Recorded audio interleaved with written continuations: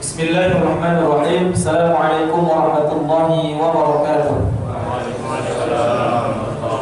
Alhamdulillahi rabbil alamin wa bihi nasta'in wa ala umuri dunya waddin wassalatu wassalamu ala asyrafil anbiya'i wal mursalin nabiyyina Muhammadin wa ala alihi wa sahbihi ajma'in.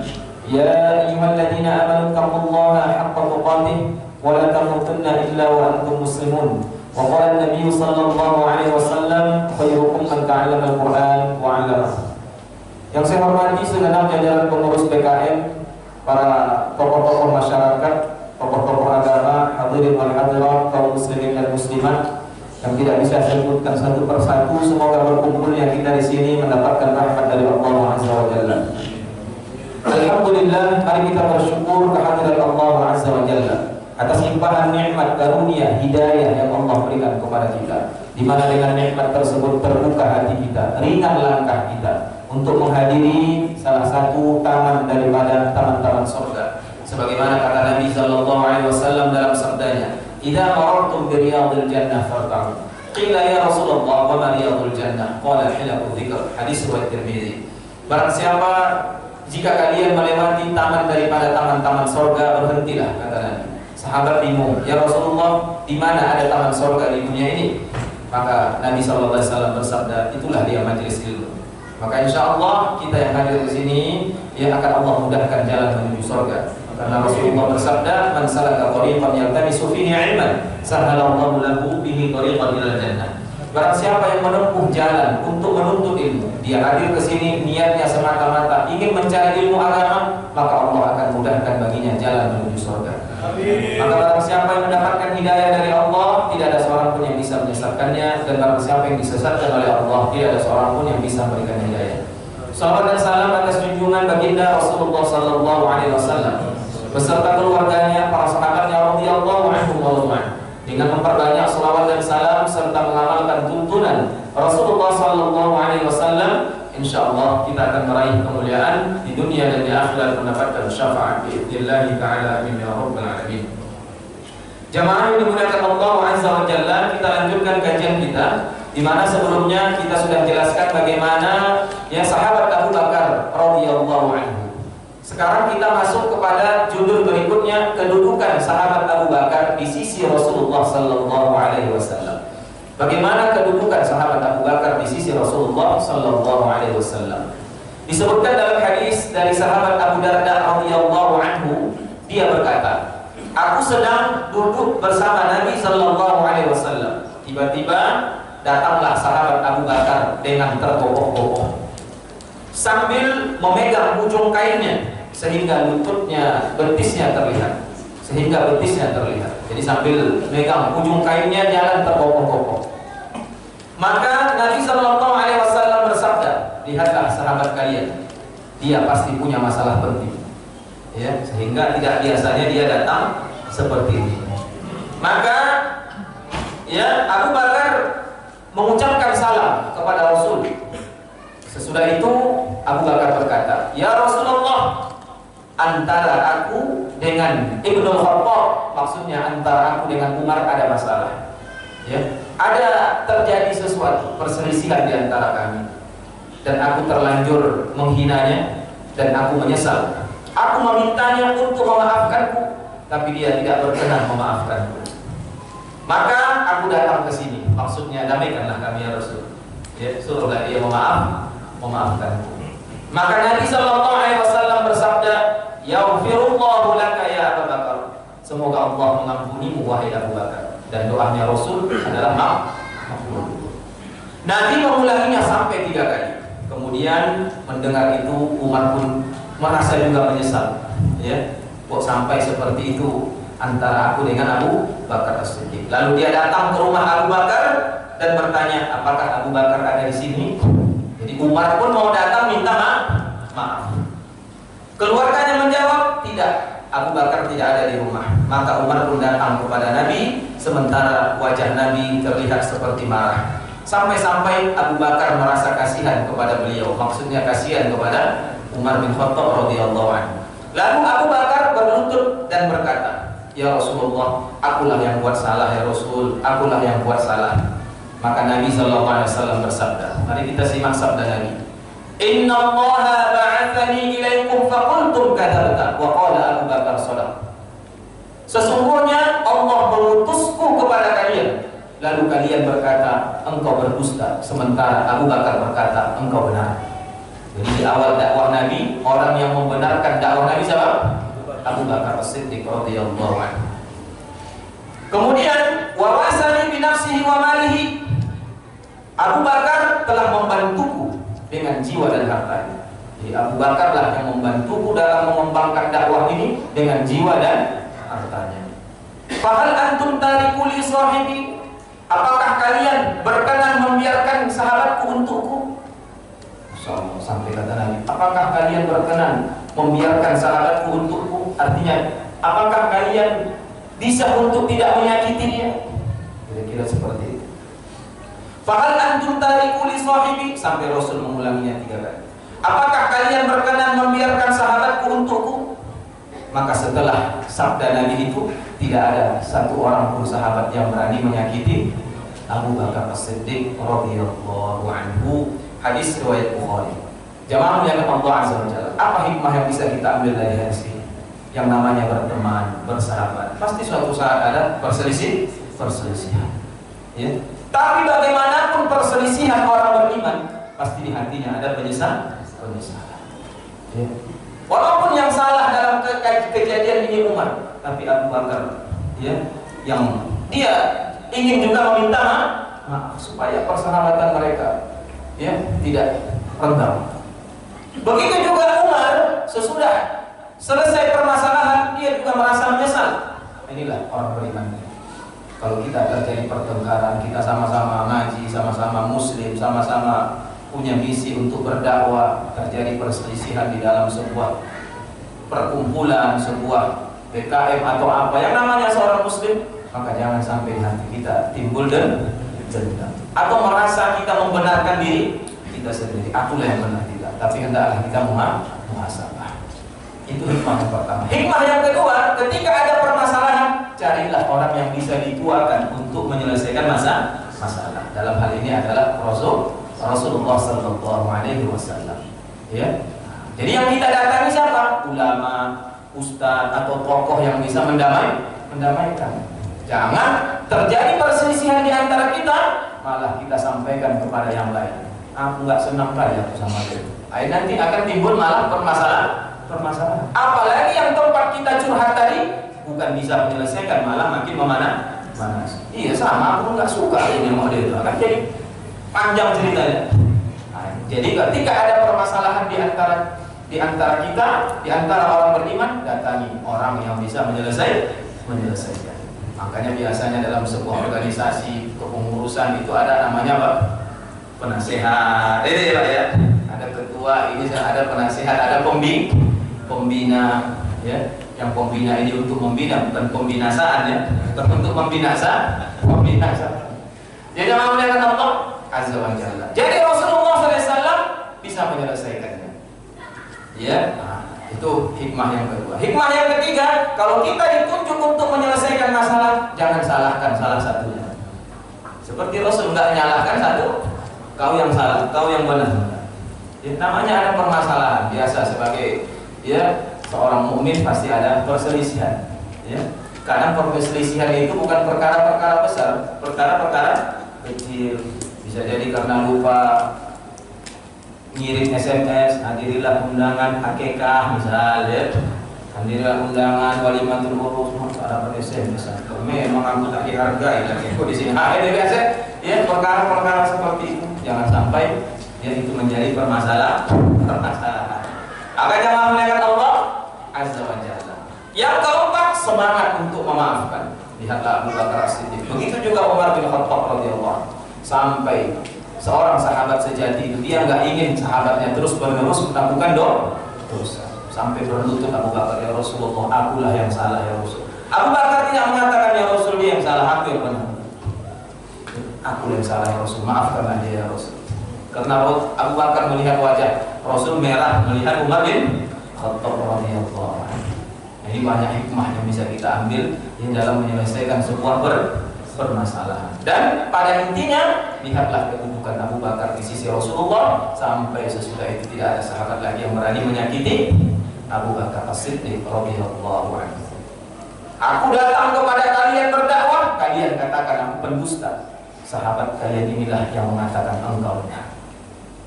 Aku berdakwah, tidak ada yang mendukung dakwahku, hartanya, dirinya, kecuali Abu Bakar As-Siddiq. Abu Bakar keluarga sampai hartanya, tenaganya, dia bantu kepada Rasul sallallahu alaihi wasallam. Mengatakan Allah Azza wa Jalla. Baik, kita lanjutkan. Dari Muhammad bin Sirin rahimahullah, dia berkata, Anas bin Malik ditanya tentang semir rambut Rasulullah sallallahu alaihi wasallam. Maka dia berkata, sesungguhnya Rasulullah sallallahu alaihi wasallam tidaklah tumbuh uban kecuali sedikit. Ya. Akan tetapi Abu Bakar dan Umar sepeninggal beliau, sepeninggal Nabi, telah mewarnai rambut keduanya dengan henna atau khotam atau katam. Ya, jadi henna itu seperti inai lah bahasa kita, inai. Anas berkata, Abu Bakar membawa ayahnya yang bernama Abu Quhafah kepada Rasulullah sallallahu alaihi wasallam. Ya, pada hari Fathul Makkah. Fathul Makkah itu pembebasan kota Makkah dari orang-orang musyrikin. Rasulullah Abu Bakar menggendong ayahnya hingga dia meletakkannya di depan Rasulullah. Jadi Abu Quhafah ini sudah tua, digendongnya ayahnya, diletakkan di hadapan Rasulullah. Ya, maka Rasulullah berkata kepada Abu Bakar, seandainya engkau biarkan orang tuamu di rumah, niscaya kami yang akan datang kepadanya. Palahlah capek-capek bawa, biar kami yang datang. Sampai begitulah. Ya, Rasulullah sallallahu alaihi wasallam. Hal itu beliau katakan untuk menghormati Abu Bakar. Maka Abu Quhafah pun mendengar akhlak Rasul seperti itu, akhirnya dia masuk Islam. Sementara rambut dan jenggotnya putih seperti pohon thamamah. Maka Rasulullah SAW bersabda, ubahlah keduanya, tetapi jangan dengan berwarna hitam. Hadis riwayat Ahmad, Ibnu Hibban, hadisnya sahih. Jamaah yang dimuliakan Allah Azza wa Jalla, dari hadis ini dapat kesimpulan hukum fikih. Kata para ulama, boleh bagi seorang yang sudah ubannya banyak, dia rubah dengan warna yang lain, satu. Yang kedua, tidak boleh dengan warna hitam. Ini larangan. Ya, sering sekali orang mewarnai rambutnya dengan warna hitam. Kenapa? Karena dengan warna hitam ini akhirnya orang lupa mati. Jadi asal berkaca yang masih lagi aku ubahnya. Keriput sudah ini, udah hitam rambut. Ya, nggak boleh warna hitam. Ya. Yang ketiga, lihat zatnya. Tidak boleh zat yang kita warnai tadi menutupi rambut. Maka di sini pakai hina. Hina itu kan dari tumbuh-tumbuhan. Dia bukan melapisi rambut, cuma mewarnai rambut. Kalau zat sekarang itu kan sampai rambut tuh terwarnai betul. Terlihat kalau habis obatnya kan rambut kita jadi kasar ya. Nah, ini khawatir nggak masuk air wudhu, sehingga nanti wudhu tidak sah. Jadi boleh dengan warna yang lain, seperti perang, seperti Abu Bakar perang ya. Dia pakai warna perang. Ya, yang keempat, ini pun sesuai dengan kebutuhan. Kalau nggak ada kebutuhan, nggak perlu. Karena dahulu terjadi perang. Jadi ketika perang, Rasul melihat sahabatnya sudah tumbuh uban semua putih. Ini kan kalau jumpa sama musuh kan bisa bahaya. Akhirnya musuh jadi berani. Yang tua-tuanya orang semua jadi kalau cempak warna perang itu dari kejauhan Tuhan macam singa nampak. Apalagi sahabat yang jenggotnya lebar-lebar itu warna perang, semua rambut warna perang, kena sinar matahari di padang pasir. Dari jauh singa banget. Begitu aja ya.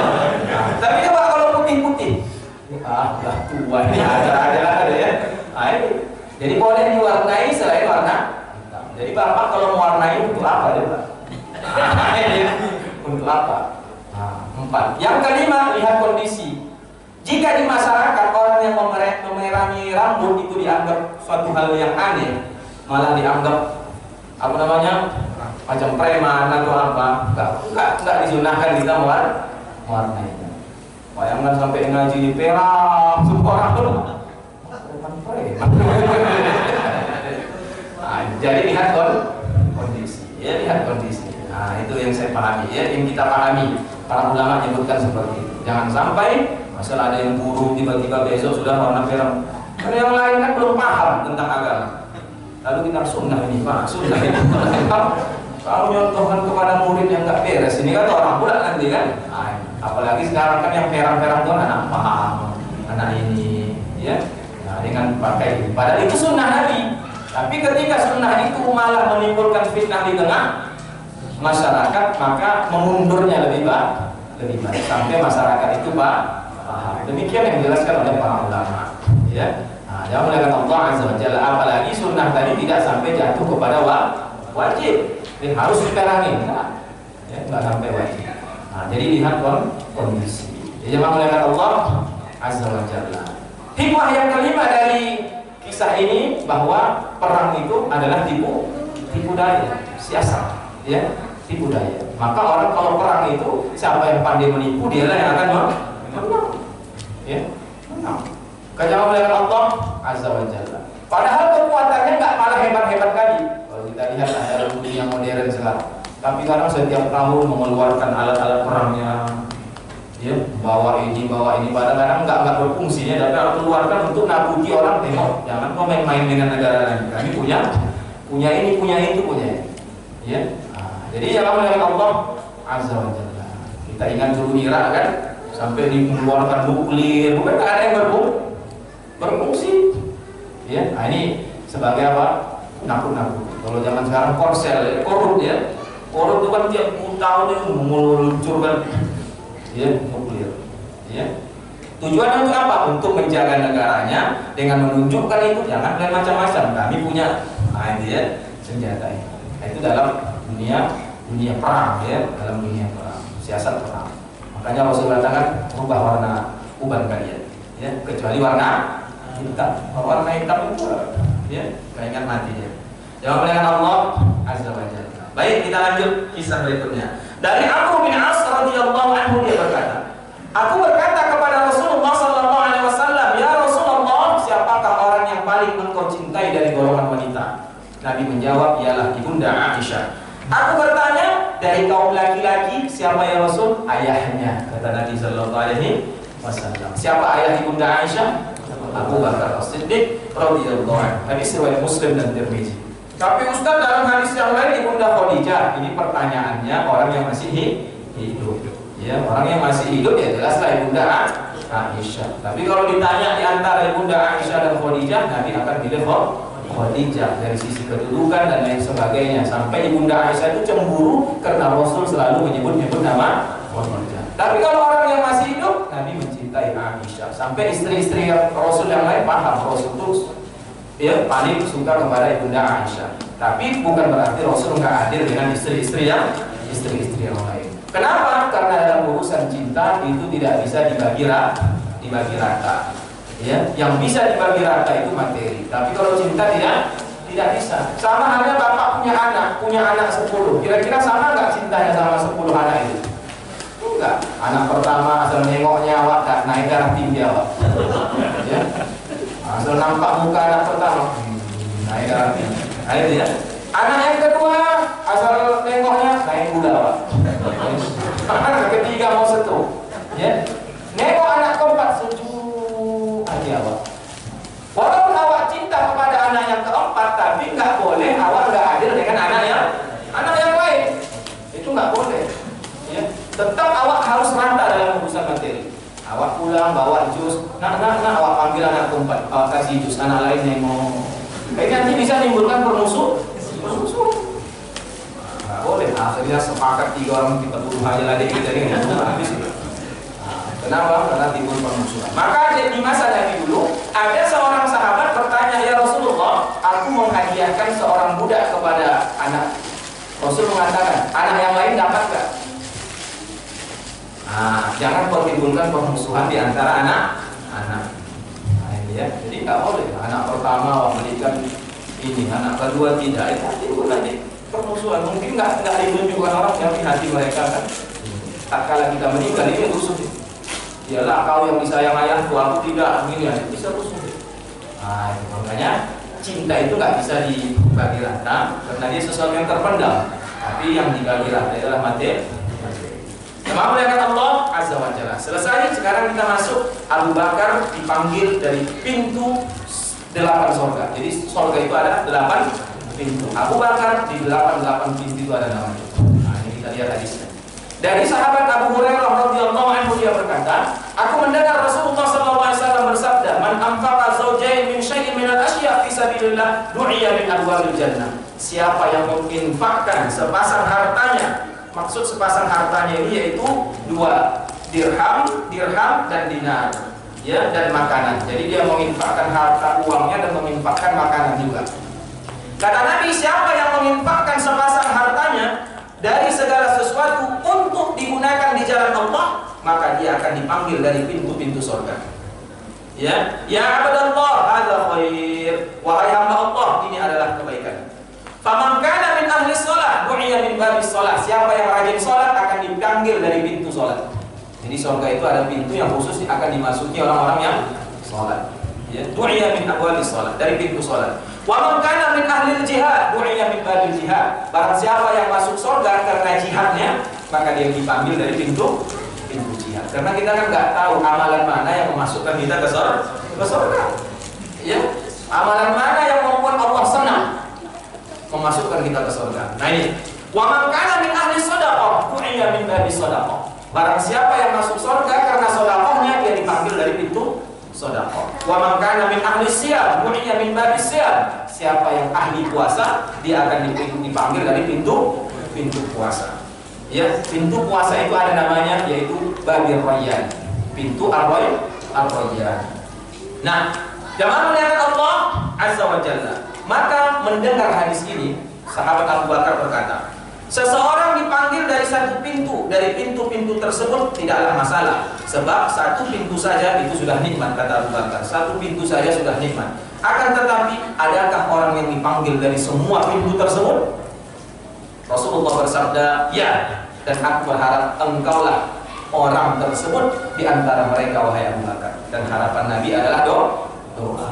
Jadi Nabi mengatakan, engkaulah yang akan dipanggil dari 8 pintu. Masya Allah.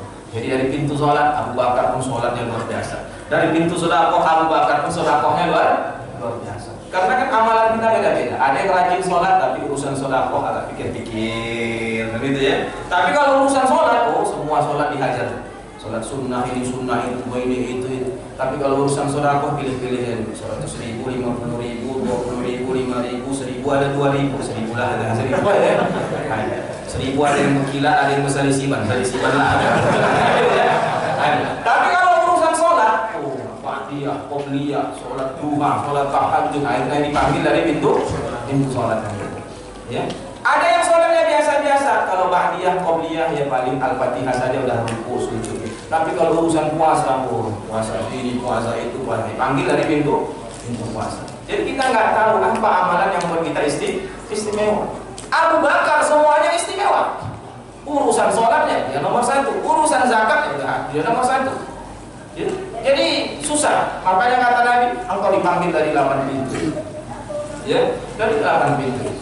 Masya Allah. Ini kedudukan sahabat Abu Bakar As-Siddiq radhiyallahu anhu. Jamaah muliakan Allah Azza wa Jalla. Dalam hadis yang lain, ajal wa anta huwa Abu Bakar. Nah, dalam hadis yang lain kata Nabi SAW ketika Abu Bakar bertanya, adakah yang dipanggil dari 8 pintu? Ada, dan itu adalah engkau wahai Abu Bakar. Jadi Nabi langsung mengatakan, dan itu adalah engkau wahai Abu Bakar. Jamaah muliakan Allah Azza wa Jalla. Apa yang bisa kita ambil dari hadis ini? Semangat sahabat Abu Bakar dalam melakukan kebaikan. Jadi sahabat Abu Bakar itu dalam urusan akhirat dia nggak mau ketinggalan. Nggak mau dia ketinggalan. Dia harus lebih baik dibandingkan yang lain. Itu sahabat Abu Bakar As-Siddiq radhiyallahu anhu. Jangan melihat Allah Azza wa Jalla. Hikmah yang kedua, meski Nabi mengatakan Abu Bakar dipanggil dari 8 pintu, tidak membuat semangat ibadah Abu Bakar semakin menurun, tidak, malah semakin meningkat. Itu bedanya sama kita. Ya, kalau kita mungkin kalau Nabi mengatakan dah jelas kau masuk surga, kata Nabi, saya ngaji pun nggak lagi. Udah lama nggak ngaji, udah masuk surga. Mulai begini berapa ya? Surga, ngapain ngaji lagi? Sahabat Abu Bakar. Ya. Nah, makin dikatakan Nabi dari 8 pintu surga, makin meningkat ibadah. Itulah hebatnya, ya Abu Bakar As-Siddiq. Ya, kita nggak terpilih seperti itu. Coba bayangkan, tahu nggak kita keutamaan untuk ilmu itu luar biasa? Tahu nggak? Tahu. Duduk aja kita di sini didoakan sama malaikat. Disebut-sebut nama oleh Allah nama kita. Tapi kita udah tahu fadilahnya. Kadang mau nggak kendor ngajinya? Mau? Tahu? Ya bisa kan? Bisa. Mulai kita jalan dari rumah sampai di sini itu udah dicatat seperti orang berjihad di jalan Allah. Tahu nggak kita utamanya itu? Tahu. Sering kita dengar. Ya. Setiap benda-benda yang kita lewati beristighfar kepada orang yang mengajarkan kebaikan, menuntut ilmu agama. Tahu kita utamanya? Tahu. Tapi kadang pas masuk jadwal ngaji, nggak ngaji, sedang datang. Ya, tapi kan kedatang bulan, datang malas. Datang malas. Apalagi kalau sempat dikatakan engkau masuk surga, malas terus. Nah, ya oleh Allah azza wa jalla. Sama halnya kita tahu nggak keutamaan sholat di masjid? Tahu? Kita berwudu dari rumah, setiap langkah kita diampunkan dosa kita. Sampai ada seorang syekh ditanya dari Timur Tengah itu. Jadi syekh kalau kita naik kereta, sak roda-roda yang berputar pun mengampuni dosa kita. Tahu kita keutamaan. Tapi ketika terdengar azan, pakai dalil, kan sunnah. Sunnah. Gak ke masjid enggak apa-apa. Tahu awak ke masjid kalau berjamaah pahalanya 27 derajat. Kalau di rumah cuma 1. Begitu. Tapi kita yang milih 1 tadi. Ya. Padahal kalau 27 itu diduitkan 27 juta, di rumah 1 juta, rajin gak kita ke masjid? Pulang dari sholat berjamaah langsung malaikat nunggu depan pintu. Nah, malaikat tangan lagi pajero. Tapi orang milih di rumah 1 juta. Nggak mungkin orang milih 1 juta di rumah. Ya. Itu makanya pahala itu nggak dinominalkan, nggak bisa dia. Karena akhirat itu lebih mahal lagi dibandingkan dunia. Maka jangan melawan Allah azza wa jalla. Sahabat Abu Bakar dari semua pintu yang masuknya. Ini keutamaannya. Jangan melawan Allah azza wa jalla. Sekarang kita masuk kepada kecintaan Abu Bakar As-Siddiq sangat dalam kepada Rasulullah sallallahu alaihi wasallam. Sungguh Abu Bakar radhiyallahu anhu telah mencintai Nabi dengan kecintaan yang meresap ke dalam otaknya, hatinya, anggota badannya, sampai-sampai dia berharap bisa mengorbankan dirinya, mengorbankan anaknya, mengorbankan hartanya demi untuk membela Rasulullah sallallahu alaihi wasallam. Ibunda Aisyah berkata, ketika sahabat-sahabat Nabi berkumpul pada saat itu jumlahnya ada 38 orang. Abu Bakar As-Siddiq bersikeras mengusulkan kepada Nabi agar menampakkan diri dan tidak bersembunyi. Maka Nabi SAW bersabda, ya Abu Bakar, inna qalil. Wahai Abu Bakar, jumlah kita masih sedikit. Ini di awal-awal merintis Islam. Ya, jadi kan para sahabat itu kalau ngajinya dulu sembunyi. Karena kalau ketahuan habis. Di antara yang ketahuan itu kan Bilal bin Rabah kan disiksa terus. Ya, Ammar bin Yasir sampai kedua orang tuanya dia syahid dibunuh oleh majikannya. Maka para sahabat waktu itu dia sembunyi. Abu Bakar mengatakan, ya Rasul, kita terang-terangan aja lah. Apa jawab Nabi? Kita masih sedikit. Jangan wala ya, ini masih sedikit dan teriak. Selesai. Nah, itulah kira-kira gambarannya. Jadi pada saat itu sahabat masih lemah, masih jumlahnya sedikit. Orang yang jumlah sedikit dengan dilayaskan dia. Ya, dilayaskan. Nah, mari kita lanjut. Abu Bakar terus mengusulkan kepada Nabi agar tidak bersembunyi sampai Nabi mengabulkan usulannya.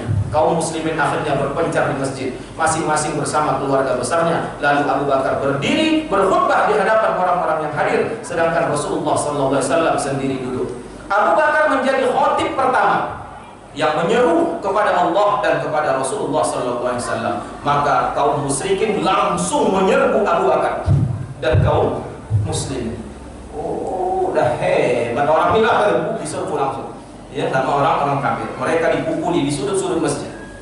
Ya, dipukuli sama orang kafir Quraisy di sudut-sudut masjid dengan keras. Abu Bakar sendiri diinjak-injak dan dipukuli dengan hebat. Utbah bin Rabi'ah, orang yang fasik ini, mendekat kepada Abu Bakar lalu memukul Abu Bakar dengan sepasang sendal yang bersusun dua. Ya, disusunnya sendal itu. Maksudnya semacam sendal kulit. Sekarang yang mempunyai bagian atas yaitu kulit dan bagian bawah yang disol dengan karet, macam sepatu militer itu. Nah, itu yang memukul Abu Bakar As-Siddiq radhiyallahu anhu. Dia memukul wajahnya dengan kedua sisinya bergantian. Dia duduk di atas perut Abu Bakar sehingga hidung Abu Bakar tidak bisa dibedakan dari wajahnya. Ya. Akhirnya Bani Taim ini sukunya Abu Bakar datang menyelamatkannya. Mereka mengusir orang-orang Quraisy dari Abu Bakar. Bani Taim membawa Abu Bakar dalam selembar kain dan memasukkannya ke dalam rumahnya. Mereka tidak ragu lagi bahwa Abu Bakar sudah mati. Melihat kondisinya nggak ada can hidup lagi. Ya. Kemudian Bani Taim kembali ke masjid. Lalu mereka berkata, demi Allah, kalau sampai Abu Bakar mati, maka kami akan membunuh Uqbah bin Rabi'ah yang telah menyiksa Abu Bakar As-Siddiq. Jadi kan dulu banyak suku-sukunya. Kalau macam ini suku Batak, suku Jawa, suku Padang gitulah. Jadi Abu Bakar ini dari suku Taim, jadi Bani Taim. Setelah itu mereka pun menjenguk Abu Bakar. Abu Quhafah dan Bani Taim berupaya mengajak Abu Bakar berbicara sampai dia menjawab. Di sore hari Abu Bakar berbicara. Dia berkata, bagaimana keadaan Rasulullah? Maka Bani Taim mencela dan mencibir Abu Bakar. Kemudian mereka berdiri dan berkata kepada ibunya Ummul Khair, cobalah memberinya makan atau minum sesuatu. Ini kondisi kritis ini. Ketika Ummul Khair hanya berdua dengan Abu Bakar, dia mencoba memberikan makanan kepada Abu Bakar, tapi Abu Bakar menjawab, bagaimana keadaan Rasulullah? Dia nggak khawatir dengan diri dia, yang dia khawatirkan adalah Rasulullah SAW. Maka Ummul Khair menjawab, aku tidak mengetahui keadaan kawanmu. Abu Bakar berkata, cobalah pergi kepada Ummu Jamil binti Khattab, tanyalah kepadanya tentang keadaan Rasulullah. Maka Ummul Khair, ibunya berangkat menemui Ummu Jamil. Ummul Khair berkata, sesungguhnya Abu Bakar bertanya kepadamu tentang Muhammad bin Abdullah. Lalu Ummu Jamil menjawab, aku tidak kenal Abu Bakar dan tidak pula Muhammad bin Abdullah. Tetapi jika engkau ingin aku menemui anakmu, aku bersedia. Lalu Ummul Khair menjawab, ya. Maka Ummu Jamil berangkat dengan Ummul Khair. Dia mendapati Abu Bakar dalam keadaan sekarat lagi parah. Ummu Jamil mendekat dan dia berkata dengan suara tinggi, demi Allah, kaum yang melakukan ini kepadamu adalah kaum fasik lagi kafir. Aku berdoa semoga Allah membalas mereka untukmu. Abu Bakar bertanya, bagaimana keadaan Rasulullah? Terus bertanya. Ummu Jamil menjawab, ada ibumu, dia mendengar pembicaraan kita. Abu Bakar berkata, jangan khawatir kepadanya. Ummu Jamil berkata, Rasulullah selamat, keadaannya baik-baik saja. Abu Bakar berkata, di manakah Rasul? Ummu Jamil menjawab, di rumah Ibnul Arqam. Rumah Arqam ini rumah tempat dakwahnya Rasul sallallahu alaihi wasallam. Abu Bakar berkata, demi Allah, aku bersumpah tidak akan makan apapun dan tidak akan minum apapun sebelum aku bertemu dengan Rasulullah sallallahu alaihi wasallam. Maka Ummul Khair dan Ummul Jamil meminta Abu Bakar agar bersabar sesaat sampai keadaan tenang. Pada saat itu keduanya memapah Abu Bakar hingga keduanya membawa masuk kepada Rasulullah. Rasulullah pun menyambutnya dan menciumnya. Kaum muslimin juga menyambutnya. Rasulullah sangat terharu melihat keadaan Abu Bakar. Maka Abu Bakar berkata, aku korbankan ayah dan ibuku, wahai Rasulullah. Aku tidak mengapa. Hanya apa yang dilakukan oleh orang-orang fasik itu terhadap wajahku. Ini adalah ibuku. Dia adalah wanita yang baik kepada anaknya. Sedangkan engkau adalah laki-laki penuh kebaikan. Maka ajaklah dia kepada Allah. Karena ibunya Abu Bakar belum masuk Islam. Ya, berdoalah untuknya semoga Allah menyelamatkannya dari neraka melalui dirimu. Maka Rasulullah berdoa untuknya dan mengajaknya kepada Allah. Maka Ummul Khair, ibunya Rasulullah, ibunya Abu Bakar akhirnya masuk Islam. Jamaah muliakan Allah Azza wa Jalla, ini disebutkan dalam kitab Al-Bidayah wa Nihayah. Lihatlah bagaimana kecintaan Abu Bakar dengan Rasulullah sampai kondisinya kritis dia nggak peduli. Dia hanya bertanya bagaimana kondisi Rasulullah Sallallahu Alaihi Wasallam. Dari kisah ini banyak pelajaran yang bisa didapatkan. Ya, jamaah muliakan Allah Azza wa Jalla. Rasulullah Sallallahu Alaihi Wasallam mengingatkan tadi kita masih jumlahnya sedikit wahai Abu Bakar. Tidak, Abu Bakar tetap ingin menunjukkan inilah keberaniannya Abu Bakar Siddiq. Jadi kalau ada orang mengatakan Abu Bakar pengecut, dia nggak pengecut, dia berani. Ya, tapi jangan melihat Allah Azza wa Jalla. Rasulullah juga adalah orang yang berani, tapi Rasulullah penuh dengan strategi. Jangan melihat Allah Azza wa Jalla. Yang terakhir, hikmah dari kisah ini, ya, pentingnya doa kepada ibu kita. Ya, pentingnya doa. Jadi bukan membantah-bantah orang tua, tidak. Oh ayah begini, mama begini, tidak. Doakan. Ya, kalau perlu kita jumpa dengan orang-orang soleh, tolong doakan orang tua saya, biar mereka dapat hidayah, mereka bisa mengerjakan sholat, mereka bisa ngaji, mereka bisa mengamalkan Islam dengan benar. Maka jamaah muliakan Allah Azza wa Jalla, jelas sekelumit ya kisah Abu Bakar As-Siddiq, karena waktu kita pun sudah mau isya. Ya, panjang sebenarnya, buat daurah satu hari nggak selesai kisah Abu Bakar As-Siddiq radhiyallahu anhu. Tapi paling tidak kita banyak mendapatkan pelajaran betapa sahabat Abu Bakar itu luar biasa di sisi Rasulullah SAW dan di sisi Allah Subhanahu Wa Taala sampai beliau ditempatkan di 8 pintu surga. Subhanakallah wa bihamdika asyhadu an la ilaha illa anta astaghfiruka wa atubu ilaik. Assalamualaikum warahmatullahi wabarakatuh. Waalaikumsalam.